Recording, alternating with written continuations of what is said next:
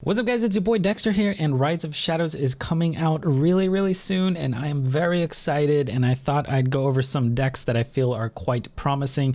Now there are a lot of cool archetypes out there that I'm not going to cover, and it's not because like they're not going to work or anything like that. It's just these are the 5 that I'm pretty pumped about. And also I feel like they're gonna do okay in the meta, which no one really knows what the meta is gonna be like, but I feel like these are gonna do all right. Oh, also, we have a budget deck in here, which is actually really cool. I didn't intend to make it budget. It just has no epics or legendaries. So if you're trying to wait for something, which is usually recommended, you don't want to craft right away until the meta settles, maybe this is an okay one to try out. But yeah, let's jump into the decks here. First up, we got Bomb Tempo Warrior. Now Warrior got this bomb package. Everyone's excited about it. It didn't get too much support though. The main thing we have to base this on is just like Clockwork Goblins and the Wrench Caliber. But if you could pull off Blastmaster Boom with at least 1 bomb in their deck, you're gonna be quite happy. If there's 2 bombs in there, you're gonna be ecstatic because it's gonna be good for you. So our whole bomb package here is just the Clockwork Goblins, the Wrench Caliber, and then kind of the Upgrade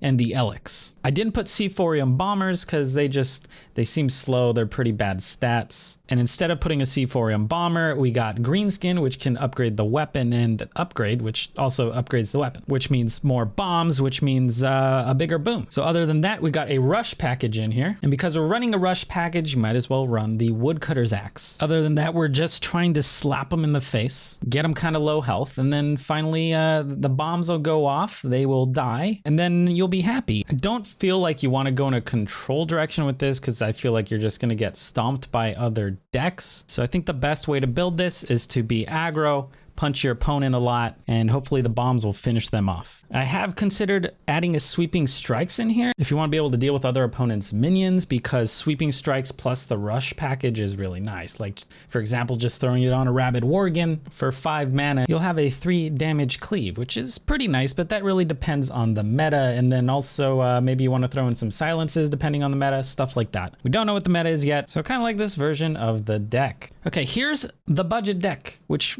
didn't mean to be budget, it just happens to be budget, and that is Silence Tempo Priest. Priest got a lot of strong silence cards, so it feels like you're gonna bring back that old tempo-y sort of priest build like days past. You remember the days when you play Ancient Watcher, you silence it and then you just start slapping them in the face, and usually those come with Divine Spirit combos. So we're running Divine Spirit combos, we're running Ancient Watchers, we're running Arcane Watchers as well, and then we have multiple ways to silence these guys through, of course, the Silence Spell, the Dalaran Librarian, and the Unsleeping Soul. It seems like all minions in this deck are just insanely statted, but they do have drawbacks, but those drawbacks are offset by the silence effect. An example of a fantastic curve here would be Northshire Cleric on 1, Ancient Watcher on 2, into a Faceless Rager maybe on 3 to copy your Ancient Watcher, making it a 3 mana 5/5. Then you can also silence your Ancient Watcher, make it a 2 mana 4/5. And then you just have a huge board, and it might be difficult for your opponent to even deal with that, but if they can deal with that, maybe you throw out a Henge Clan Shadequill. 4 mana 4/7 is insane stats, and that Death Rattle is really not that bad. Or maybe instead you just throw out some Arcane Watchers, you hit them with Unsleeping Souls, and yeah, I mean, maybe you can just beat them down with these mid-sized minions, or maybe they just don't deal with those and you end up drawing a couple Divine Spirits, so you hit them with the Divine Spirit Inner Fire, and then they're just dead. We also have a Sunfury Protector in here because going Ancient Watcher into Sunfury Protector is great against aggro decks or just stopping your opponent. And then we got the Acolyte of Pain Wild Pyromancer combo, which everyone is familiar with. That is our draw engine. I guess one of the more confusing cards, maybe questionable inclusions here, is the Convincing Infiltrator. I just really like this card. I think it's one of the best cards out there, and it will slow down your opponent, and it also has a kind of high health total, so you can hit with Divine Spirits, hit it with the Inner Fire, and punch him in the face. This might be one of the more cuttable cards. Maybe you want to go with a Silence instead, but I don't know. I really like how this list looks. It just seems to have fantastic synergy, and also it's budget. Like, you could probably fit a Ziliax in here instead of the Convincing, but that would make it a little less budget. So yeah, I think this one might be good. I do think Silence Priest is going to be one of the top archetypes, but this is probably not the list. All right, so we got Murloc Shaman. This is an aggressive Murloc Shaman. I've seen overload builds, I've seen mid-range builds, but I feel like an aggro build like this should be quite good. Always going to start off strong because you're probably going to have a 1-drop. You go Sludge Slurper on 1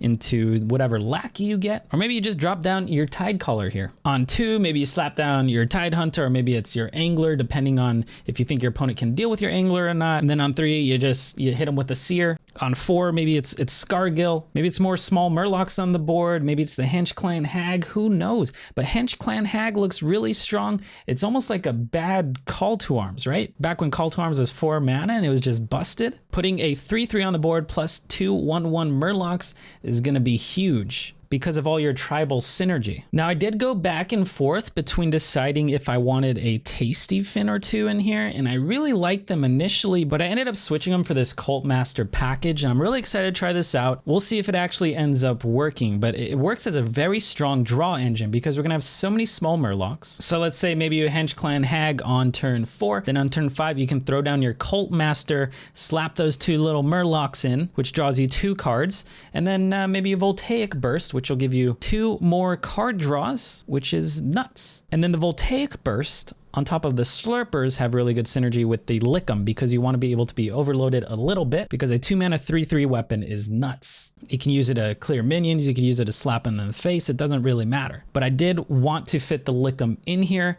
and that made me feel like I want a Voltaic Burst instead of Lightning Bolt, but maybe you want to drop the Voltaic Burst, go Lightning Bolt, and drop the Colts and go with the Tasty Fin. But yeah, you get a big board here. If there's one turn your opponent just can't deal with it, you hit it with the Bloodlust and you finish them off. All right, so next up we have a Dragon mid-range Paladin, and I'm quite excited about this. I was a little upset that we didn't get more dragons. I was thinking maybe in the final reveal there'd be a few more dragons, but there weren't, and there were also not really any dragons with taunt, which is a big deal. I was really banking on getting a dragon with taunt to kind of make this, deal a little bit better against aggro, but actually the list looks quite promising. We do not have a 1-drop, but that's okay. We have very strong 2-drops with the Cathedral Gargoyle, and then Fire Tree Witch Doctor also giving us some sick value.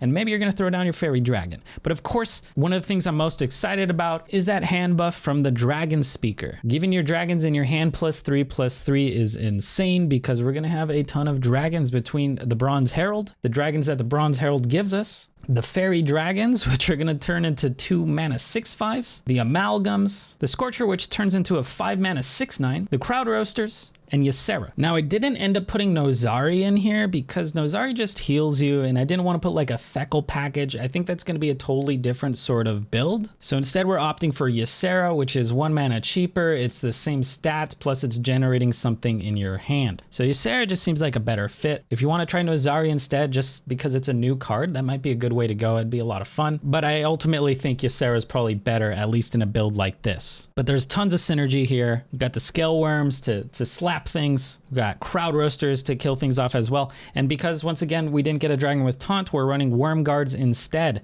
A 7-mana 4/11 is quite good. And this card hasn't seen a lot of action, so I think it's going to be a good time. Cairn is mostly in here just because he seems like he's going to be pretty strong in this meta, being a 6-mana 4/5 that spawns another 4/5 because it looks like the meta is going to be a little bit slower. But if you don't have Cairn, he's replaceable. And if you don't have Ysera, that's replaceable as well. If you're looking for a budget replacement, maybe you can replace one of those with the Dragon Moss Scorcher. I'm just skeptical about adding Twilight Drakes here because it seems like our hand size is going to be relatively small, meaning the Twilight Drake might not be too healthy. All right, so last up we got Secret Aggro Paladin, which got some of the strongest support from the expansion. Some of the key cards seem to be Commander Rissa, Mysterious Blade, and of course Sunreaver Spy, which is a 2-mana 3/4, absolutely insane. So if you look at current Secret Paladins, it seems like their main thing is they dump their hand out, they get Divine Favor, they refill their hand, they dump their hand, they Divine Favor once again, and Divine Favor is going to be gone.